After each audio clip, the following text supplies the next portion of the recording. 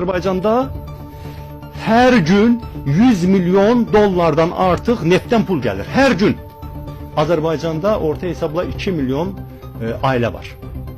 Hər ailəyə 50 dollar gündəlik heç bir iş görmədən yalnız neftdən pul gəlir. Hər ailə 50 dollarını alsa, heç bir iş görmədən necə yaşır bu ölkədə? Amma ben necə olur ki? Üstəlik də bu adamlar işləyirlər.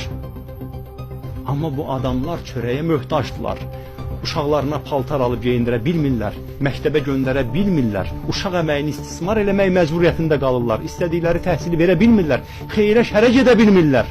Gənc ailələr valideyn olurlar, bilmirlər onun sevincini yaşasınlar, yoxsa doğum evindəki rüşvəti qarşılasınlar. Ahıl valideynlər dünyasını dəyişir, övlad bilmir ki, atasını, anasını, əmisini, dayısını itirməyin acısını yaşasın, yoxsa qəbristanlıqda ölüsünə yer almaq üçün rüşvətin dərdini çəksin. Budur sizin yaratdığınız ölkə.